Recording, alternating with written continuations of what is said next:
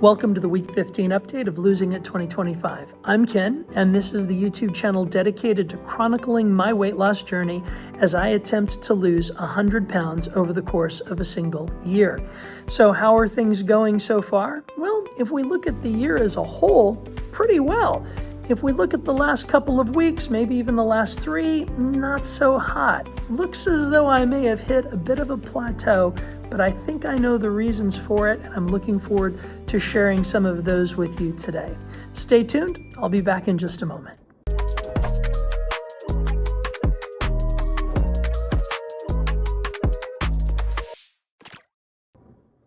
Hey, thanks for sticking around. So I want to share with you a little bit about my year as a whole, but before I get to that point, I want to talk about the last week or two. It seems as though I've hit a bit of a plateau, and that's okay, but I do want to be cognizant of the reasons that may be happening. And some of them, I have to admit, are my own fault.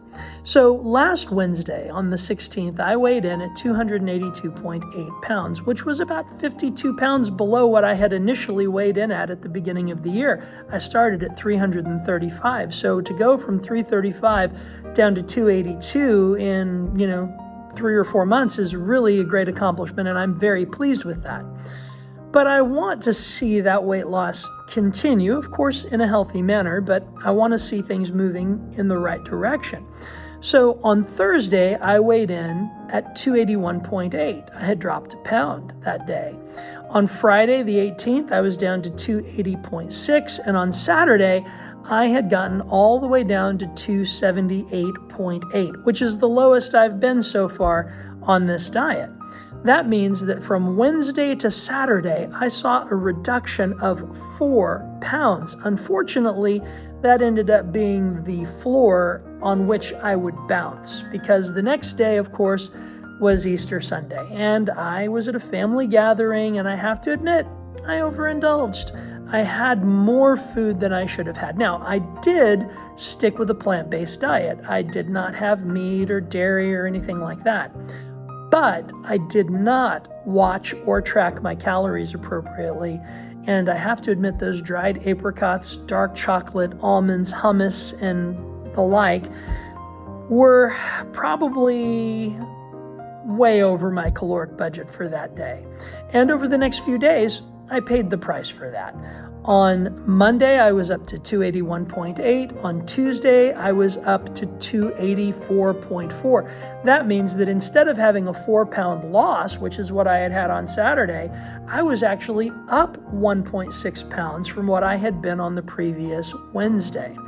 Now, of course, today I weighed in again at 282 even, which means I've had a net loss over the course of the week of 0.8, or almost a pound.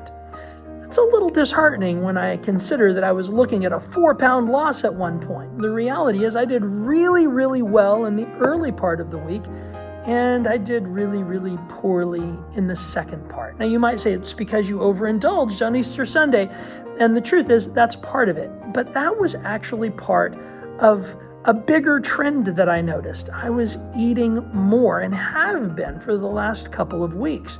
And that increase in my appetite seems to have resulted in a slowing down of the pace of my weight loss. Which makes sense. When you have a lower calorie deficit, or on some days no calorie deficit at all, you stop losing weight. Simple math. It's how it works, right? But that begs the question, why? Why am I beginning to have these episodes of eating more than I should and later than I should? And if I'm honest with myself, I think what I'm recognizing is a reassertion of some old habits. And I think that I may, in this instance, be a victim of my own success. And I've been here before.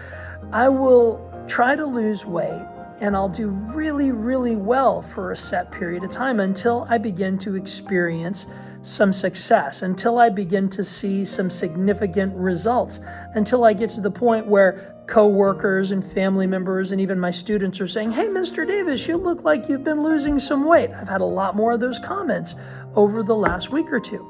And I think what happens psychologically and emotionally for me is that when I've experienced that success, I become a little more comfortable. I become a little more relaxed. I become a little bit less desperate to see the changes take place in my life because I feel like I'm already, reaping some of the rewards and the benefits of the changes that have already been accomplished. And that, my friends, is a dangerous place to be.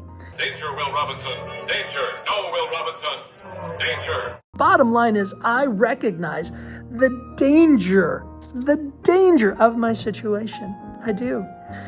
I cannot allow myself to become comfortable in the progress that I've made. I cannot allow myself to become satisfied with how far I've come, because it would be easy for me to say, hey, I've lost 50 pounds in 3 months. That is awesome. And you know what? It is awesome. But it would be too easy for me to be satisfied with that because I'm fitting into the clothes that I own, right? The clothes that I've had hanging in my closet that I haven't been able to wear for months and months, I am now able to wear again, and that feels good. And I don't want to become a victim of my own success, because the reality is I may have lost 50 pounds, but I've got another 50 pounds that I need to lose. And these videos, you watching these videos, commenting on these videos, liking and subscribing to this channel, believe it or not, it helps me to stay accountable. So I just want to say thank you. Thank you for watching. Thank you for subscribing. Thank you for liking. Thank you very much for commenting. Thank you. Thank you very much. I really appreciate your comments, even the negative ones, because, hey, even negative comments help the algorithm, right? No, but the reality is I appreciate them because I enjoy the interaction with other people who maybe are on their own weight loss journey, or who maybe have already accomplished or achieved their goals and have advice to share with me. Now, I'm not going to take every piece of advice that I'm given, but I will consider every piece of advice that I'm given. And there are some of you who've made some very salient points and some very interesting comments, and I've really taken those into consideration. And so I want to say thank you. Thank you for that. And thank you for watching and for doing all the things that engage with this video, because that actually helps me to stay motivated and to stay engaged in the process. And knowing that I'm going to have to come back and talk to you again next week and let you know how I'm doing actually makes me more mindful about the choices that I'm making. And overall, not looking at just the last week or two, but overall, it's had very, very positive results. So how have I trended in regards to weight loss, not over the course of weeks, but rather over the course of months? So in January, I lost 27 pounds in 1 month. That was how drastically my body and my physiology reacted to going from a SAD diet, standard American diet, to going to a whole food plant-based diet. It was a radical change in my diet, and as a result, I saw a radical change in my weight. I lost 27 pounds. I went from 335 down to about 308 pounds in the month of January. Now, over the next 2 or 3 months, the rate at which I was losing weight dropped. In February, now keep in mind that was a short month, but in February, I went from 308 to 299. So I lost 9 pounds in the month of February. In March, I went from 299 to 289, so I lost 10 pounds in the month of March. And so far in April, I've gone from 289 to 282. I wish I could say 278.8, but the reality is I didn't hold that position, right? Came back up a little bit. So I've gone from 289 to 288, which means so far for the month of April, I've lost 7 pounds, which really puts me on course to lose the same as I did in February and March. So if I continue on this trajectory of losing about 9 or 10 pounds a month, then there's really absolutely no reason that I shouldn't hit my goal well before the end of the year.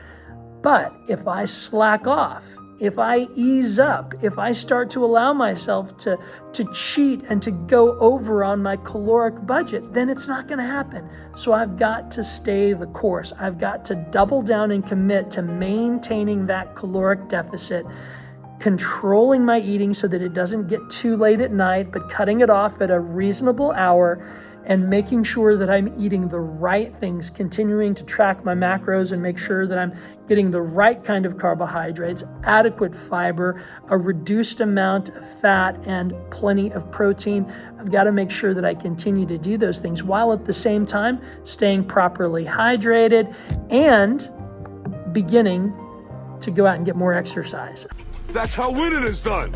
I've been working hard to maintain a 10,000 step per day average, and I've been successful in that for the most part. I'm very pleased with how that is progressing, and I will continue that. And in a few weeks, when the school year is over, I've already joined a gym, and I've committed to going to that gym. I even have a workout partner that I'll be going with once the school year ends and we move into summer vacation. My goal over the summer is to establish the habit and the pattern of working out 3 to 4 times a week, both in a cardio and in a resistance training capacity. That's the plan. And it is a plan that I am committed to enacting and following through on. And honestly, I can't wait to see the results. So that's it. There I am. I am down to, as of this morning, 282 pounds. I've decided I'm going to stop counting the decimal points. We're just dealing with whole pounds from here on out. So I'm down from 235 to 282 from the beginning of the year, well on my way to accomplishing my goal of losing 100 pounds in 2025. So that's how I'm doing, but I'm curious, how are you doing? How you doing? What goals have you set for yourself? What plans have you made in order to achieve those goals? What steps have you taken to enact those plans? What metrics have you established to measure your progress? And how's it going? If you haven't taken those steps in order to achieve your goals, then my suggestion is maybe they're not actually goals. Maybe they're just wishes. You can have a wish to lose weight, or you can have a goal to lose weight. You can have a wish to grow deeper in your walk with God, or you can have a goal to grow deeper in your walk with God. And if you have a plan and you enact the steps involved in that plan to help you accomplish that goal, then you're much more likely to see the progress that you want. I would love to hear how you're doing. I would love to hear what your goals are, and I'd love to be able to pray for you as you seek to achieve those goals moving forward throughout the remainder of this year. Thanks again for watching. Please like, subscribe, share, comment, all of the things if you enjoyed this video. I can only imagine that if you're still here to hear me say that you did enjoy the video. But thank you again for being here and for engaging with this content, and good luck and God bless you on your own journey, wherever it may take you.